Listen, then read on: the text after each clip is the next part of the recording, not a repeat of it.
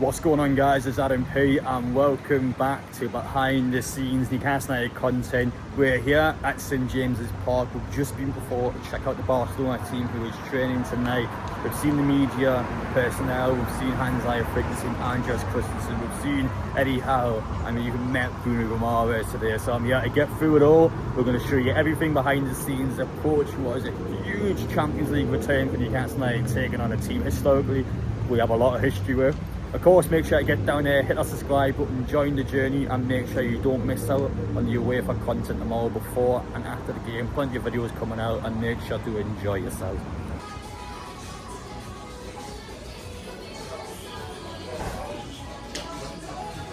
So for the Champions League decorations down here, as soon as you walk in, get your half and half scarves and mugs that are designed for UEFA's competition. Just to show you the stock size itself of the Barcelona half and half scores. When I say there's a lot in, there are a lot of them, but trust me, especially for the match tomorrow, they're going to go straight away. And I'm someone that doesn't tend to agree with half and half scores, but might be an unpopular opinion, but I personally believe if it's a big match, I own 3 half and half scarves. The PSG game, the cup final against Liverpool, and this is going to be match number 3. So I do believe if you're getting for big occasions, half and half scarves are allowed, but especially Burnley versus Newcastle, unacceptable behaviour. Got some nice Champions League designs. You got the mug here, you got your water bottle down here. The notepads as well. You can fully be decked out in UCL gear this season. This is what it's all about tomorrow. Does history repeat itself at St James's Park? Tino Aspial will be a special guest for the game, and of course this man Bobby Robson is heavily dedicated to both teams, and his legacy will be a big symbolism for the game itself.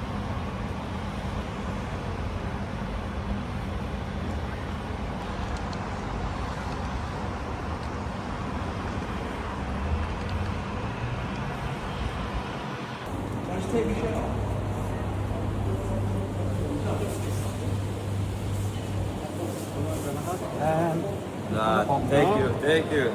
So kind. Thanks so much. I got a photo. Did you get me? So this, by the way, is all the Barcelona kit and equipment that they're bringing ahead of the game tomorrow. This is all for the training session. Like, we're an entire van just for the training session tonight. It's just crazy.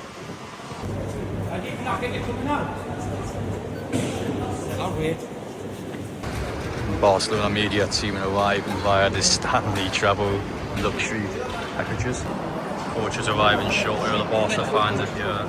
Immense amount of security getting briefed inside about the team arriving. I want to say within the next 10 or 15 minutes or so we should have the Barca first team arriving for what is going to be their big training session ahead of the game.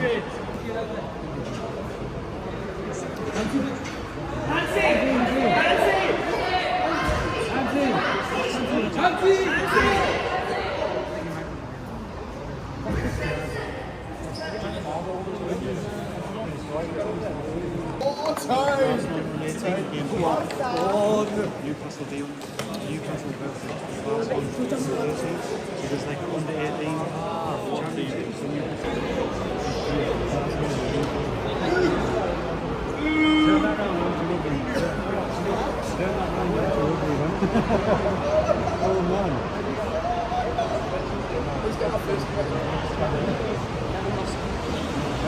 No, I did see it. It was a bit. Oh my god.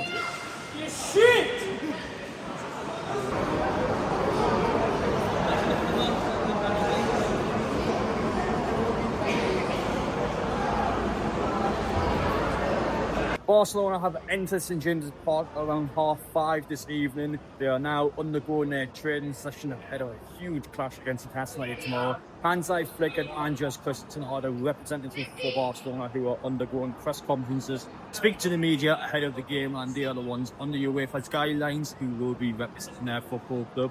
On the flip side, as you would have seen earlier in the video, we had Eddie Howe and Bruno, so just to let you know about that. Bruno and Newcastle United, by the way, were all spot on. Bruno got out of his car, clearly sees a few fans next to him, he came over straight away, took photographs, signed a few autographs, and Bruno arrived at around 3:30, and he would have been scheduled going after Eddie Howe's press conference, so he probably would have started around 4:30, so Eddie Howe on the flip side actually came in at about 3 or 4 minutes past 4, so he was actually late to his press conference. If you remember, Newcastle United, well from 2 years ago, we got fines in Italy because our plane did not arrive in Milan until the day after the press conference. I think it was a thunderstorm. There was something in the skies that prevented our plane from flying. I remember Newcastle got fined away from that. Not sure if there'll be anything concerning in this case. He was about 4 or 5 minutes late, so I feel like he might have got let off. Now, I don't mind, by the way, Eddie Howe being late if we win tomorrow. I would much rather him spend his time preparing and getting his team ready for Barcelona. So he was rushed in, just to let you know he wasn't able to take pictures or sign any autographs. But you could just see him now. So many people here, and I wanted to mention Bruno just before we talk about Barcelona because what a captain he is. I actually honestly think one of Newcastle United's best decisions they have made as a football club since the takeoff was giving Bruno that captain's armband. What seemed at the time to be deemed in the fans' eyes to be, well, is this the correct time? Should Bruno be that person representing Newcastle? Absolutely yes. Look how good he was in the press conference, spoke so well.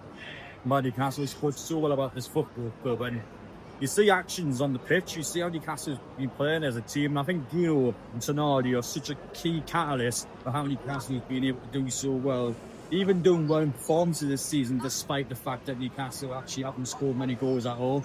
And tomorrow, they're going to be the key difference makers for Newcastle. Players like Trippier, players with experience, and you've got your up-and-coming players like Livermento and Nick Woutema. They're going to be players that are going to kick on for Newcastle, and they're going to be players that will be a key difference maker for Newcastle tomorrow. As for Barcelona, it's a world-class team missing only Yamal. And I say only Yamal, I still reckon that's a huge miss for any player. I don't want any player to be out for the game, but if there was an individual that I would have been concerned for going into the game, Yamal is a big one. Him not being able to play in the match itself, I think, is a boost for Newcastle, regardless of whether you like me saying that or not. I think when you look into the game itself, Newcastle is a team that has been able to prove this season that they can play well. I think the exception of the Leeds game, I think Newcastle's actually had a good performance in every game that they played, at least in spells of the game.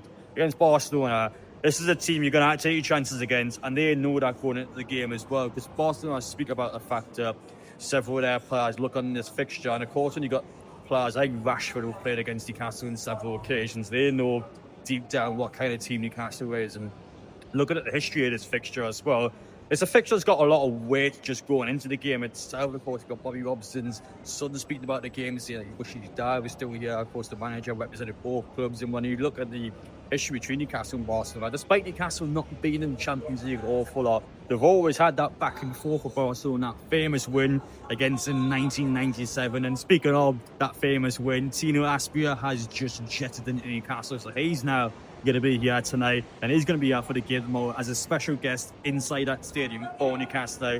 But Newcastle's using everything they can with former players, legends, and behind the scenes, making sure atmosphere and everything's going to be from 100% going into the game. Our war flags is going to be on top of it. It's our first Champions League game as well. If this was a game towards the end of our Champions League campaign, if this was match week 6 or 7, I would have fancied Barcelona to have quite a comfortable time. The fact that this is match week 1, the fact that this is our first Champions League home game, I think Barca's got us at the worst time. I actually think it's the worst possible time Barca could have played Newcastle with.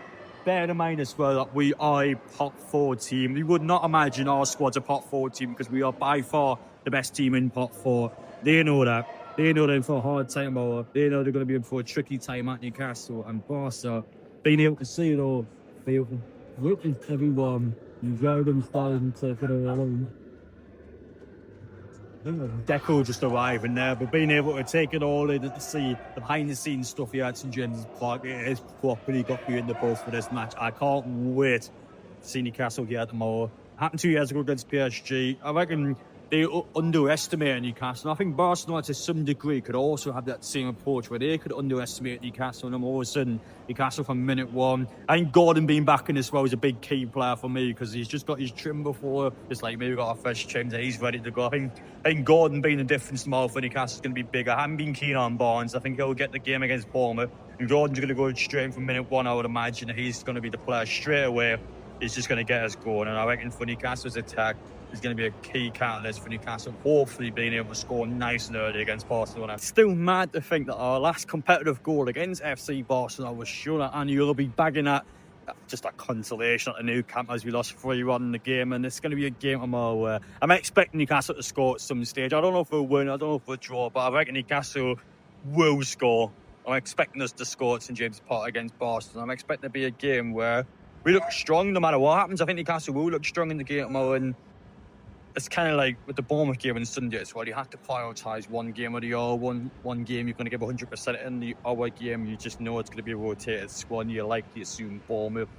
I like to see our second string and backups do well, but ultimately I think if you expect Newcastle to beat Bournemouth on Sunday, it's going to take a real result to do that because we never beat Bournemouth away anywhere, and that's even without looking at the context that Newcastle's going to be heavily rotated for that game.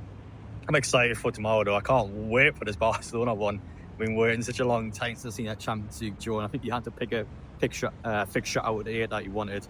Barca was on a lot of people's wish list. I wanted Madrid, admittedly. I'm always someone that likes to see new teams. While I haven't been to a Barcelona versus Newcastle game before because I'm far too young to be able to do that back in the day, but for me, I did want Real Madrid. But the fact that we got Barcelona now, I'm certainly not complaining. I can't wait to see how we get on. Take care, guys. Let me know your opinions down below. Let me know what you think of this sort of behind the scenes, your way for content. Appreciate your support as always. Take care, and we will see you all in the next one.